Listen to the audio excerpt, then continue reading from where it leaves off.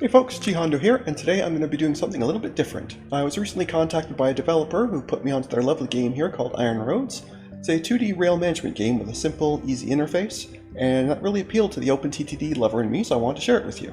It's not out in early access yet, so I'm just going to be showing you the Steam demo, and I'll put a link to it in the description. Right, let's get into it. First up, the tutorials. Since the game has such a simple set of controls, the tutorials are of course very short, but I was happy with them. And I'll show you why if I just pick one at random here. So most tutorials simply show you, how to do something, which is the main point of course, but here, after you see how to do something, it's also going to show you a sample of the concept you just learned so you can immediately see a scenario in your head where that'll be useful. It's a fantastic idea. I wish more games would do it. So I'm going to run the tutorial here real quick so you can see what I'm talking about.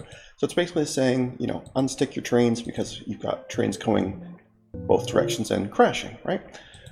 And then of course a non-stop zone will absolutely sort that out because that tells the trains they can't stop there. But here's the part I was talking about. Now you can say, hey, yes, show me a better pre-built scenario, like a more intense scenario where that's useful, right? And most of the tutorials have that, so it's a lovely feature, and I do wish a lot more games would do that. But anyway, having thoroughly conquered the tutorials, let's get into the actual game itself. As I mentioned, this is a pre-release demo, so there's just the one scenario to try right now. The rest are locked, of course. And there is as well a challenge mode, which I haven't done anything with, but I guess you play against other people, like you make a high score and that gets put on the Discord or what have you. I'd like to say I haven't really done anything with it. All I've done is the scenarios. So for today, I'm just going to be doing the first little bit of this scenario, and I say first little bit deliberately. When I first got this game, full disclosure, I played it for quite a few hours. I lost basically an entire afternoon to it. I just got lost in the charm. I just love these kind of games. You're always trying to get things a little bit more efficient, Anyway, I'll try and keep a little bit focused for today anyway. Make something approaching a cohesive video. Anyway, in the game here, so we have this cute little contract section. Basically, it's not really a tutorial per se, but it kind of, it's a quest system. It guides you where you want to be going. So we'll go ahead and take this first quest, which is basically just connect Mercy Shore here to Tremblay here. Very, very simple. That will, of course, only take a very, very short connection. I could basically just do something like that. That's it. That's my entire network. It's that simple. I mean, you can't get much simpler than that, right? Anyway, so we will now add a service, create a route. You are Mercy to Tremblay. That's it.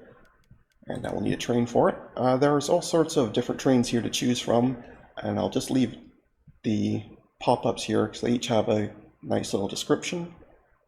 I find them quite amusing, especially the Hermes here.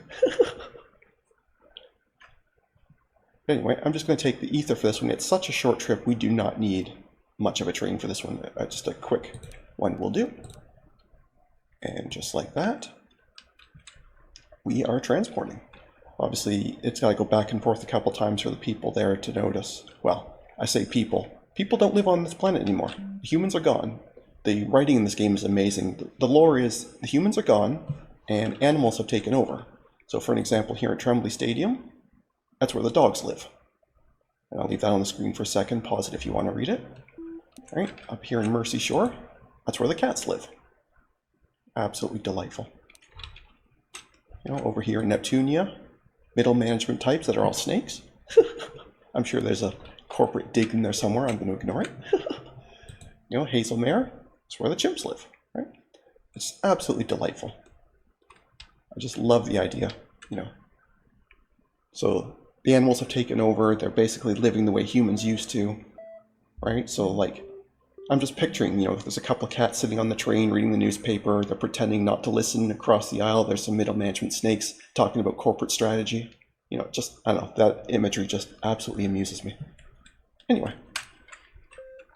so we'll speed time up here, let that finish. There we go. So that finishes that contract. And now we get a couple more.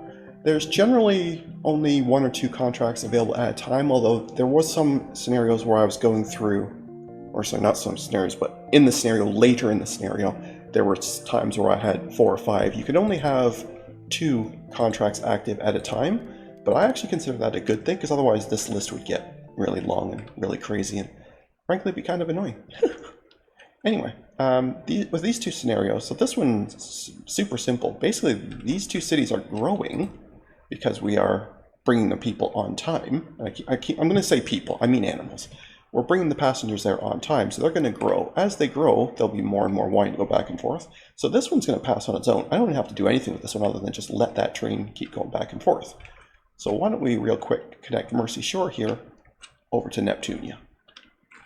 This one, of course, we're going to have to cross the water, and I think it's going to be a lot better. I mean, we could cut across here and then have the train kind of do it like a zigzag, or we could cut across here and have a much more expensive bridge. I think I'm actually going to do 2 short bridges. I think that's going to be the best way, at least in my head, that's the best way. So again, we're going to have some platforms. One there, and the other one, let's say here. And you'll notice these aren't directly connected. Like you could put a station directly connected, but you don't need to. As long as it's close, like you can't build it, say, way over here. Well, actually, I guess that is far enough. Let's get a better example. You can't build it like way down here. It's just too far away. But you don't have to be right connected to it. And the other thing is, take a look up here at my money. When you deconstruct, you get your money back. So if you're unhappy with what you've done or it's just not working for you, don't worry about it. You can get your money back and try again. So let's just get rid of that. We don't need that. Anyway, so let's go ahead and build that. We're going to build a bridge across there and there. So 2 short bridges, which will be a lot cheaper than 1 really long bridge. Now again, I could have put it here and then kind of done a zigzag, but I'm just going to do it this way because this is the way I did it when I was playing the other day. And I'm nothing if not completely consistent and predictable. Oops. I also had terrible mouse skills. That's not the game's fault, that's my fault. Right. So that is Mercy Shore to Neptunia. So now we can go ahead and add that service. Mercy, Neptunia. Now this is a bit longer a trip, so I'd like at least a little bit quicker train. I don't need this crazy expensive train here with very, very slow passenger load times. I'm just going to go kind of in the middle here at the Crias. And this one, we'll say maybe 2 passenger trains. That should be good. And we'll let that go back and forth a couple of times. It now acknowledges they're connected, and passengers are going back and forth, and that's it. It's that easy. Now we're going to get a much harder scenario. Again, I say scenario. Quest. I keep being the wrong terms here. This one now wants us to get... Actually, this one's easy. It's the next one that's tricky. Sorry, I'm getting ahead of myself here. This one's basically just let it run for a bit, make sure nothing breaks, and don't let Neptunia grow so quickly that it overloads and there's people waiting. Well, as long as you don't do anything, that shouldn't happen. So we'll just let that zip back and forth. That won't take long at all. But you can see, I don't know if you caught that, you may need to rewind to see it, but yeah, see how it's changing? Because it's growing, because we are bringing the passengers on time, so that lets them grow. It's very neat. And like I say, that lets this one pass basically on its own. But anyway, this one has now completed. So we'll do one last scenario here, or I keep saying scenario, one last quest here, contract. So basically we want to now go... Let's do this one. I think this one will be... Do I want to do that one? Or should I do this one? No, let's try and do this one. This one seems harder. We'll try this one. Okay. So, well, meanwhile, that other one completed as well, so that's fine.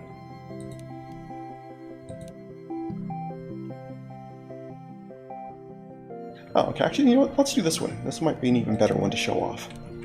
Because this one wants us to go from Mercy Shore here over to Hazelmere over here. Now, when I was first playing this the first time, I thought they had to be direct connected, so I put this very long, across, very expensive bridge, very convoluted, terrible route, and it really just didn't do the job. I mean, I did eventually get it to go, but it was brutal. And It was definitely not the intended method. But what you can do is if I just connect Hazelmere here to Neptunia, it will count. And the reason being is passengers going from here to here can then transfer automatically from this station to this station. And the best part about that is it doesn't cost you time in terms of the overall travel time, because that's something the passenger worries about, not me. So if I just build a bridge across there, plunk that across like so, and oops. Oh, right, I have screwed up that again. That's my mouse skills, not the game. There we go. See how easy that works when you actually click the right stuff. Anyway. Right, so now we're going to be saying I'm going from Neptunia to Hazelmere.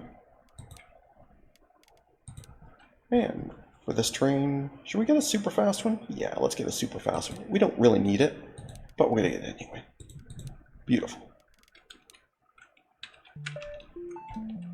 You see how far, like this train, it's insane how fast this zips back and forth. Like it's absolutely nuts. So once that's gone back and forth a few times, passengers from here to here now can realize they can get to here, they'll do that automatically. And then this will calculate how much time that's actually taken, and you can see currently I'm not making it. But obviously the very first few trips, while the passengers getting used to it, are not quite as efficient as they could be. But clearly I still need to make some changes here. Oh yeah, they're definitely not doing well. And I think a lot of that has to do with the load times. So what I'm gonna do here, and actually this will help show off the difference between, train speed and passenger loading speed. If I put in a second platform here and here. I mean, technically I don't need to be doing this. This is absolutely a waste of money, but I kind of want to do this just to show you. So we're just going to connect this like so. And actually that shows off another neat little feature. This message here. Because I destroyed a bunch of the existing terrain, that actually upsets the chimps here. So they're basically saying, we're boycotting you as punishment. So this train's now going to be going back and forth completely empty for a while until they forgive me. And there we go. So the first time, it's just an hour. The second time it's 2 hours, 3 hours, what have you. Like, they get madder and madder, but it is something that's sane and fixable. Anyway, the whole point of that was, now on this service, I'm going to add a second train, and this one I'm going to do, let's do a Crius. And again, I'll make it a 2-passenger. And you can see immediately the vast difference in how fast they go back and forth. Like, it's nuts. But the main difference, if we can happen to line it up where they're in the station at the same time, is the loading speed. Actually, this might do it right here. Watch the dots coming on and off, and I'll put it on slower speed so you can see just how much faster the loading time. So yes, the actual travel time matters, but so does the loading time here. So. But now the passengers will take whichever one ends up being quicker, and it's kind of hard to tell because obviously the trip is so much faster on this train, but the time sitting at the station is so much shorter for this one, so it's hard to say which one is actually better. But we'll let that go for a bit. So now it's time to calculate. And of course, that got reset when all the chimps here got mad at me and stopped going, so we're waiting on them to recalibrate. And you can see I am monumentally off. And this is exactly how I ended up losing my entire afternoon the other day. Because, stuff like this where I know I can do this. It just takes a little bit of finesse. Find a way to make it just that, little bit quicker. Can I maybe put the station a little bit further? Can I find a different route that doesn't have as many turns, you know, stuff like that. I love it. Anyway, I'm going to leave that there for the moment. Like I say, if you like what you see, do definitely pop onto their Steam page and wish list. Let them know that they're onto something good here, because frankly, I think they definitely are.